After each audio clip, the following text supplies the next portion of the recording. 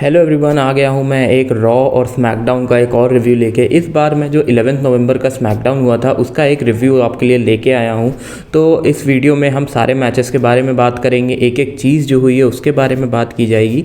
तो स्मैकडाउन की शुरुआत होती है केविन ओवेंस के साथ। अब केविन ओवेंस इस बार कमेंट्री टीम पर बैठे हुए थे क्योंकि जो कोरी ग्रेव्स हैं और जो कार्मेला है वो उनका एक बेबी बॉय हुआ है, तो इसी की वजह से कोरी ग्रेव्स अवेलेबल नहीं थे, तो वहीं पर उनकी जगह ली थी केविन ओवेंस ने। अब केविन ओवेंस एक टाई लगा के आए थे, वो ये कहते थे कि मैं ये टाई निक ऑल्डिस जो कि स्मैकडाउन के जनरल मैनेजर हैं उनसे लेके आया हूँ। बहरहाल शो में आगे बढ़ते हैं तो सबसे पहला जो ओपनिंग सेगमेंट था वो था LWO का, और पूरे शो का सबसे बड़ा ट्विस्ट यहीं पे था ओपनिंग सेगमेंट में ही।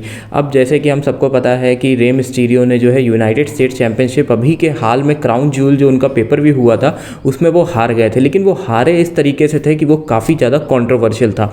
तो उसमें जब ब्रास नकल्स का लोगन पॉल ने यूज़ किया, जो कि सैंटोस एस्कोबार नहीं रखा था जहां से लोगन पॉल ने उठाया था, तो उसी को एड्रेस करते हुए कार्लिटो जो है ये बोलते हैं कि लोगन पॉल को ब्लेम करने की कोई ज़रूरत नहीं है, गलती है सैंटोस एस्कोबार की। इतने में थोड़ा सा फ्यूड हो जाता है और सैंटोस एस्कोबार वहां से निकल जाते हैं, और इसके जस्ट बाद मैच होता है कार्लिटो और बॉबी लैशली का। अब ये जो है कार्लिटो का बहुत सालों में एकमात्र मैच था, तो अब ये मैच के बारे में भी बात करेंगे। देखिए, मैच जो है कार्लिटो का काफ़ी सालों के बाद हुआ था, तो थोड़ा सा मुझे ऐसा लगा कि ये मैच थोड़ा और फास्ट पेस्ड हो सकता था। बहुत ही स्लो सा मैच लग रहा था और कुछ खास इसमें था नहीं, लेकिन फिर भी बॉबी लैशली जीत गए, और वो ज़रूरी भी था क्योंकि बॉबी लैशली का जिस तरीके का भी एक स्ट्रॉन्ग कैरेक्टर बनाया हुआ है, तो उसके लिए तो ये बहुत ही ज़रूरी था कि बॉबी लैशली का वो कैरेक्टर मेंटेन रहे। बहरहाल अब जो मैच के बाद हुआ वो इससे भी ज़्यादा इंटरेस्टिंग था कि जब जो है स्ट्रीट प्रॉफिट्स और बॉबी लैशली ने जब कार्लिटो पूरे LWO को मारना शुरू किया, तो सैंटोस एस्कोबार ने कार्लिटो को सेव नहीं किया, वो कार्लिटो को पिटते रहने दे गए। और इतने में ही जब रे मिस्टीरियो ने आके सेव किया, तो वो जो है सैंटोस एस्कोबार पे इसी बात पे गुस्सा होगा कि तुमने सेव क्यों नहीं किया। अब इसके बाद जो है सैंटोस एस्कोबार का वो रूप देखने को मिला जो हम बहुत ही ज़्यादा टाइम से एंटिसिपेट कर रहे थे कि कब सैंटोस एस्कोबार और एक LWO में एक प्रॉपर हमको स्टोरी लाइन देखने को मिलेगी। तो वही देखने को मिला जब सैंटोस एस्कोबार ने रे मिस्टीरियो पे अटैक किया, उनके पैर पे अटैक किया, और वो फिर उसके बाद अरीना से निकल गए, ये कहते हुए कि ये तो होना ही था। तो ये हमारा पूरा का पूरा LWO का सेगमेंट था। इसमें बहुत सारे सब लोग रो रहे थे, जेलेना वेगा। अब इस सेगमेंट के बारे में मैं अगर अपनी राय दूं तो पहला हमने जब NXT में देखा था सैंटोस एस्कोबार को, तो सैंटोस एस्कोबार का उस समय भी ऐसा ही कैरेक्टर था जिसमें कि वो एक प्रॉपर हार्डकोर विलन प्ले कर रहे थे। तो अब जैसे LWO बहुत टाइम से जो है कंपनी ने एक ग्रुप बनाया हुआ है, तो अब जो है वो टाइम आ चुका है LWO में एक प्रॉपर स्टोरी लाइन डालने का और उसको कैश करने का। तो अब आगे देखना होगा कि अभी सैंटोस एस्कोबार और LWO में क्या होता है। अब एक नेक्स्ट मैच की बात करते हैं, तो वो था LA नाइट का मैच। LA नाइट और ग्रेसन वॉलर का एक मैच होना था, और उसी का एक प्रोमो सेगमेंट था जिसमें LA नाइट तो ये कह रहे थे कि अभी मैं फिर रोमन रेंज से लड़ूंगा, लेकिन ग्रेसन वॉलर का कुछ और ही मानना था। तो वहाँ पे थोड़ा बहुत माइक सेगमेंट हुआ, बातें ही हुई, जिसमें LA नाइट ने अच्छा खासा धो दिया ग्रेसन वॉलर को। अब इसके बाद जो मैच हुआ उसमें भी LA नाइट ने पूरा ये कहते ग्रेसन वॉलर को अच्छे से हराया, और इस सेगमेंट के बाद एक चीज़ साफ हो गई कि अब LA नाइट और रोमन रेंज का फिर से मैच होगा, और फिर से LA नाइट को जो उनका पूरा का पूरा सेगमेंट था, क्राउड तो उनके साथ रहता ही रहता है, लेकिन इस बार कंपनी ने भी पूरा उनका साथ दिया, कहीं पे भी LA नाइट कमज़ोर नहीं दिखे। इसके बाद छोटा सा एक सेगमेंट हुआ था जहाँ पे ग्रेसन वॉलर और ऑस्टिन थ्योरी ने आके जो है केविन ओवेंस के ऊपर पानी फेंक दिया था, जो कि कमेंट्री टीम में बैठे हुए थे। मैंने आपको वीडियो के शुरुआत में बताया था। तो इसके बाद जो है केविन ओवेंस को साफ साफ इंस्ट्रक्शंस दिए थे स्मैकडाउन के जनरल मैनेजर निक ऑल्डिस ने कि अगर तुम फिजिकल हो गए तुम सस्पेंड हो जाओगे केविन ओवेंस को। तो उनके ऊपर जब पानी डाला गया तो उनसे रहा नहीं गया, तो उन्होंने कहते पूरा जो है कि ऑस्टिन थ्योरी और ग्रेसन वॉलर को धो डाला, रिंग पे भी रैम्प पे भी दोनों जगह। तो यहाँ पे ये सेगमेंट जो है ख़त्म हो जाता है, और अब हम आ जाते हैं अपने वुमेन सेगमेंट पे।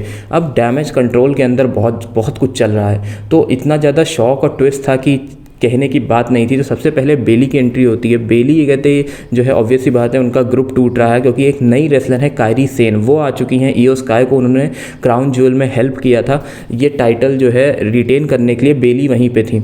तो वही चीज़ वो एड्रेस कर रही थी कि ये मेरा ग्रुप है और मैं ये कहना और मैंने ये चीज़ें सब बनाई हैं। तो वहीं पर फिर जो है ईओ स्काई कायरी सेन को इंट्रोड्यूस करती हैं और कहती हैं कि नहीं, सब लोग दोस्त हैं, सब लोग मिल जाते हैं।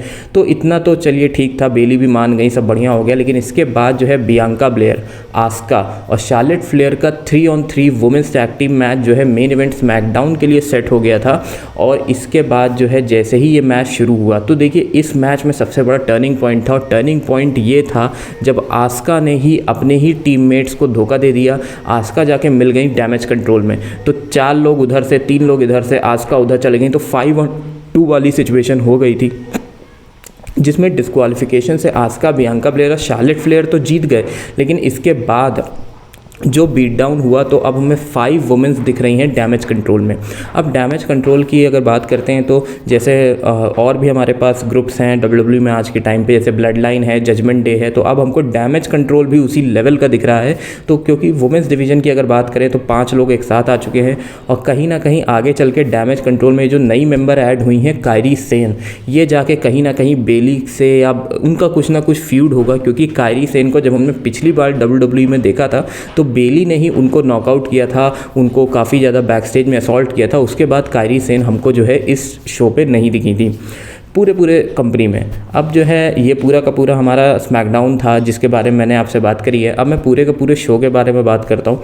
अब देखिए जो पूरा शो था इसमें ना ही रोमन रेंस थे, ना ही जॉन सीना थे, ना ही सोलो सिकोवा, ना ही जिमी ऊसो, ब्लड लाइन का कोई मेंबर नहीं था, कोई बड़ा स्टार नहीं था, लोगन पॉल कुछ नहीं था। तो जितने भी मिड लेवल या एक लो लेवल के सुपरस्टार्स थे उन्हीं के ऊपर ये पूरा का पूरा शो बनाया गया था, जिसमें कि उन्हें सब कुछ देखना था। तो कहीं ना कहीं थोड़ी इस चीज़ की कमी लगी कि शो जो है थोड़ा सा एक स्टार पावर लैक कर रहा था। दूसरी चीज़ ये थी कि जो कार्लिटो और बॉबी लैशली का मैच हुआ था वो ज़्यादा अच्छा और फास्ट पेस्ड हो सकता था, क्योंकि ये कार्लिटो का बहुत सालों में एक मैच था, बहुत सालों के बाद ये मैच हुआ था। तो ये पूरा का पूरा शो था, लेकिन ओवर एंड ऑल बढ़िया था। सर्वाइवर सीरीज़ अभी आने वाली है तो उसी का पूरा शो पूरा बिल्डअप था। और एक चीज़ और थी, वो था प्रोमो था जॉन सीना और सोलो सिकोवा का। जॉन सीना भी शो पे नहीं थे, तो वही चीज़ जो है एक वीडियो पैकेज दिखाया गया था जिसमें कि जॉन सीना की हार दिखाई गई थी, और उसके पहले उन्होंने क्या कहा था ये भी बताया गया था। तो अब आगे ये देखना होगा कि क्या होता है, जॉन सीना का क्या रोल रहता है और रोमन रेंस कहाँ पर फिट होते हैं। और मेरे हिसाब से रोमन रेंस को हर एक स्मैकडाउन में ज़रूर दिखना चाहिए, क्योंकि वो एक यूनिवर्सल चैम्पियन है। फाइट भी करनी चाहिए, फाइट नहीं करते हैं एटलीस्ट दिखना तो ज़रूर चाहिए, क्योंकि ऑडियंस इतना तो डिजर्व करती है कि रोमन रेंस को देखें और अपने एक यूनिवर्सल चैंपियन को वो देखें। तो ये हमारा पूरा का पूरा शो था। और अभी तक अगर आप चैनल से नहीं जुड़े हैं तो वो सब्सक्राइब का बटन अभी दबाइए, बेल नोटिफिकेशन क्लिक करिए और कमेंट करके ज़रूर जाइए कि आपको ये रिव्यू और क्या आपको लगता है कि कैसा चल रहा है पूरा का पूरा WWE। मैं आपसे मिलता हूँ नेक्स्ट वीडियो में, तब तक के लिए goodbye, take care and I will see you all soon.